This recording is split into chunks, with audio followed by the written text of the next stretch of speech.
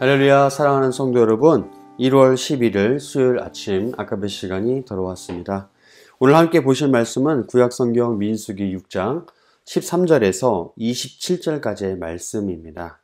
자, 그럼 오늘 본문을 통해서 거룩한 몸부림에는 복의 약속이 따릅니다 라는 제목으로 함께 은혜의 말씀 나누도록 하겠습니다. 오늘 본문은 민수기 6장의 이 중간부터 끝부분에 해당하는 그런 내용인데요. 우리가 잘 알다시피 민수기 6장은 나시린 장이다라고 우리가 알고 있고 그렇게 유명합니다. 나시린이란 히브리어 단어에 나지르라고 하는 단어에서 유래되었는데요. 그 의미는 거룩하게 되는 또는 분리된 이라는 그런 뜻입니다. 대표적으로 나시린이 누가 있느냐? 바로 삼손과 같은 그런 인물이 있죠.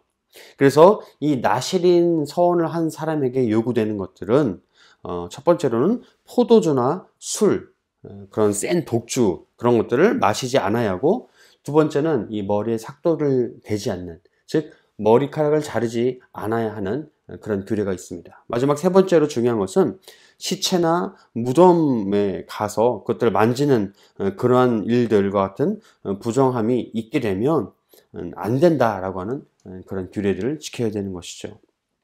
언제까지냐? 바로 그가 서원을 한 그 기간 동안을 지켜야 되는 것입니다.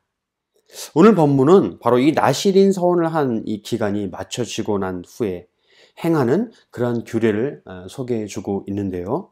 여기서 우리가 읽은 본문을 포함한 이 민수기 이전의 앞장인 5장과 이 6장의 중심 내용이 무엇인가 우리는 이것을 잘 알고 짚고 넘어가야 됩니다. 그래서 민수기 5장과 6장의 중심 내용이 무엇이냐면요. 한마디로 오늘 말씀의 이 제목처럼 하나님의 백성들은 거룩을 위해 몸부림쳐야 하고, 그렇게 하고 나면 반드시 하나님께 주시는 복의 약속을 얻게 된다라고 하는 바로 그런 것입니다. 여러분도 이 부분에 동의하시나요? 그렇다면 우리는 우리 스스로 반드시 거룩해지기 위해서 우리가 서원하고 또 그것을 지키기 위해 노력해야 합니다. 이런 다짐과 결단으로 우리는 나아가야 하고 그렇게 애써야 되는 것이죠. 오늘 본문 그럼 여러분 13절에서 15절 말씀을 읽겠습니다. 시작. 나시린의 법은 이러하니라. 자기의 몸을 구별한 날이 차면 그 사람을 회막문으로 데리고 갈 것이요, 그는 여호와께 헌물을 드리되 번제물로 1년 된 흠없는 숫 양 한 마리와 속죄제물로 1년 된 흠없는 어린 암양 한 마리와 화목제물로 흠없는 숫 양 한 마리와 무교병 한 광주리와 고운 가루에 기름 섞은 과자들과 기름 바른 무교 전병들과 그 소제물과 전제물을 드릴 것이요. 아멘. 네, 이 말씀은 나시린 서원을 한 사람이 그 기간이 끝난 후에 어떻게 해야 하는지에 대한 규례를 증거해주고 있습니다. 나시린 서원 기간이 다 맞춰지게 되면 그 사람은 하나님 앞에 제사를 드리고 다시 일상으로 돌아가게 되는데요. 그 제사에는 번제와 속죄제, 화목제, 그리고 마지막에 음식의 소제를 드리고 마치게 됩니다. 여기에 수반되는 제물은 번제와 속죄제에 각각 1년 된 숫 양과 암양, 흠이 없어야 되죠. 그리고 화목제에는 숫 양이 쓰이게 되고요. 역시 흠이 없어야 됩니다. 가루는 번제와 속죄제에 각각 동일하게 10분의 1 에바와 4분의 1 흰에 해당하는 기름과 또 번제와 속죄제에 동일하게 4분의 1 흰의 전제에 사용되는 포도주가 드려집니다. 참 규례가 좀 복잡하죠. 그래서 우리는 구약에 나오는 제사를 보면서 좀 어렵고 복잡해서 그렇게 느껴져서 우리가 읽기를 쉽게 포기하게 됩니다. 하지만 그렇게 하면 안 되죠. 우리는 이렇게 어려운 본문일수록, 특히 이제 구약의 제사에 관련된 그런 본문들처럼 어려운 본문일수록 그 제사에 쓰이는 제사와의 의미와 제사에 쓰이는 제물의 의미를 우리가 통전적으로 그렇게 넓게 우리가 바라보고 깨달아야 합니다. 여러분, 실제로 구약의 제사에 쓰이는 제물들이 가지고 있는 가장 큰 의미가 무엇일까요? 그것은 바로 두 글자로 희생입니다. 희생. 희생이라 함은 자기 몸을 돌보지 않고 다른 이나 다른 뜻을 위해 자신의 것을 내어놓는 것을 말하는데요. 심지어 목숨까지도 내어놓는 것이 바로 우리는 희생이다라고 알고 있습니다. 그렇게 우리가 여겨야 되는 것이죠. 여러분, 그럼 여기서 우리가 질문을 제가 드릴 텐데요. 여러분은 희생하면 가장 먼저 떠오르는 것이 누구이고 무엇입니까? 네, 바로 여러분 머릿속에 떠오르는 바로 그분이죠. 누구십니까? 바로 우리가 저지른 죄의 문제를 해결하기 위해서 돌아가신 예수님과 그 예수님이 못 박히신 십자가를 우리는 자연스럽게 떠올리게 됩니다. 그러므로 우리는 누구보다도 또 무엇보다도 예수님과 그분의 십자가를 기억해야 합니다.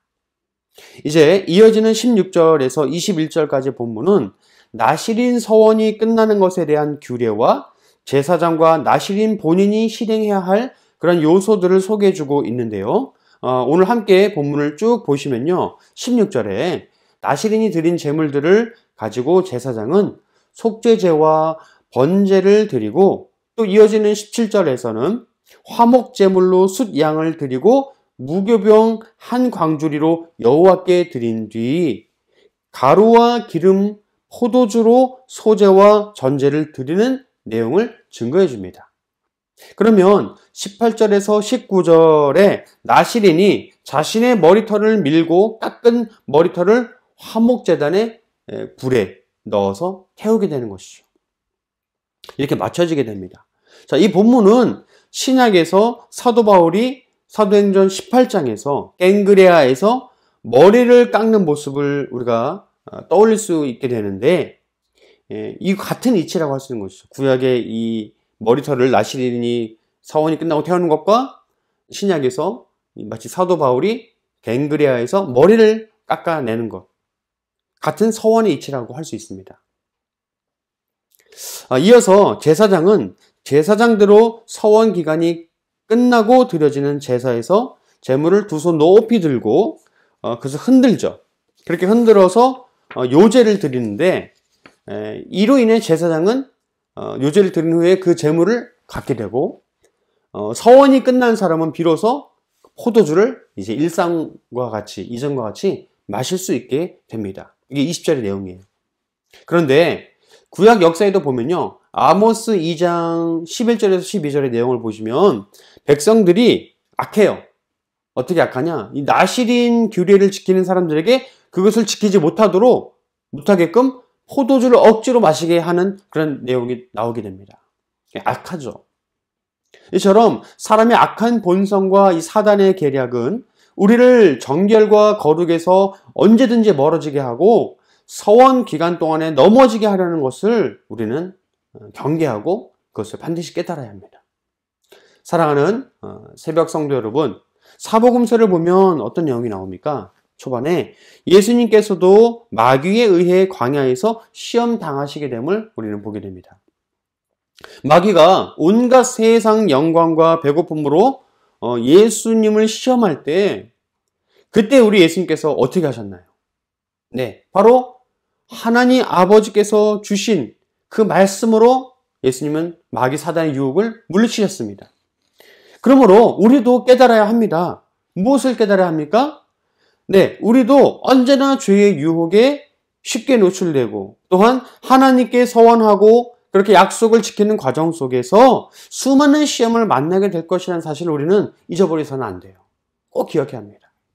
이러한 경각심을 우리가 놓쳐버리게 되면 우리는 언제든 사단의 세력에 놀아나게 되는 그러한 아픔과 슬픔을 우리가 겪게 된다는 것이죠.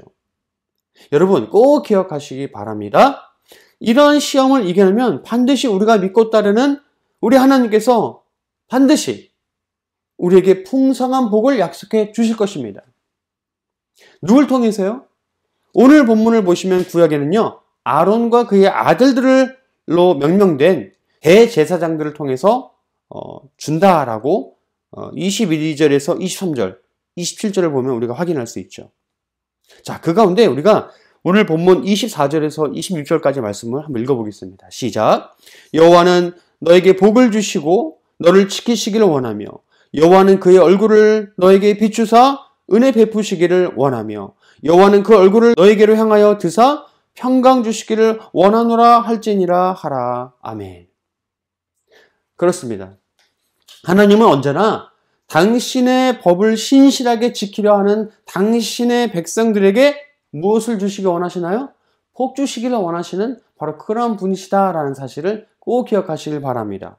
그러므로 우리는 구약의 나시린이 철저하게 서원한 그 기간 동안 규례를 지켜내기 위해 애썼던 것처럼 우리 역시도 우리의 전 인격적인 삶 전체가 그 자체가 온전히 하나님께 구별하여 드려지도록 노력해야 합니다. 사랑하는 성도 여러분, 꼭 기억하시기 바랍니다. 우리가 내 것을 하나님께 드리면 하나님께서는 생각지도 우리가 상상치도 못한 그런 놀라운 기적과 하늘의 복을 우리에게 주실 것입니다. 아멘. 여러분, 오늘날은 만인 대제사장 시대다라고 이야기합니다. 만인 제사장 시대죠. 그러므로 우리를 축복해 줄 구약의 대제사장은 이제 없죠. 지금은 신약의 시대를 넘어 성령의 시대입니다. 하지만 히브리서의 증거처럼 우리에게 대제사장이 없느냐? 아니요, 있죠. 히브리서가 말하죠. 누구십니까? 예수님입니다. 예수 그리스도께서 언제나 우리에게 대제사장으로서 복 주시기를 원하신다라는 사실을 여러분 기억하시길 바랍니다. 여러분, 세상의 복을요, 일부러 구하려고 하지 마세요.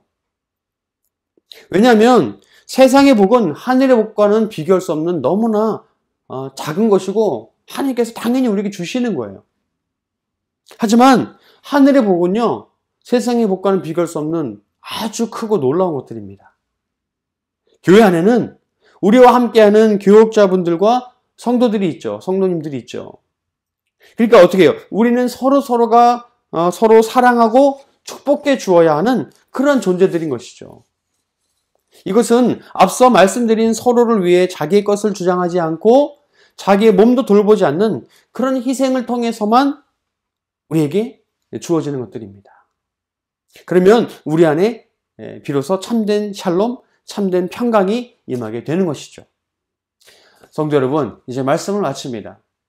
우리가 나시린의 서원처럼 부정하지 않고 정결하며 부정하지 않고 의로우며 부정하지 않고 거룩하게 되어질 때, 즉 깨끗하지 못하지 않고 또 올바르지 않음을 피하고 또 부부가 서로를 정조를 지키지 못하는 것에 벗어나서 그렇게 우리가 정결하고 우리가 의롭고 거룩하게 되어질 때 비로소 하나님의 진정한 자녀가 되고 자녀로서 복받는 삶을 갈망하며 헌신하고 희생하시는 그러한 삶을 우리가 살아내는 것, 바로 그것이 저와 우리 모든 성도님들의 사명이 되는 줄 믿으시길 바랍니다. 이러한 사명을 살아내는 저와 우리 모든 성도님들 되시기를 주의 이름으로 축복합니다. 아멘. 기도하시겠습니다. 사랑의 하나님 감사합니다. 우리는 하나님께 거룩을 약속하고도 언제나 주의 유혹에 넘어지기 쉬운 그런 존재임을 고백합니다. 그러므로 우리에게는 대제사장의 축복보다 더욱 예수님의 보호하심과 함께하심이 필요한 줄 믿습니다. 약하디 약한 또 악하디 악한 우리에게 거룩한 몸부림을 칠 수 있도록 허락해 주시고 그로 인해 하나님께서 주시는 복주심의 그 약속을 얻게 하여 주시옵소서. 감사드리며 이 모든 말씀 우리의 거룩하신 주 예수 그리스도 이름으로 기도드리옵나이다. 아멘. 네, 여러분 오늘도 말씀으로 승리하시고 내일도 아까의 말씀으로 승리하시기를 간절히 소망합니다. 감사합니다.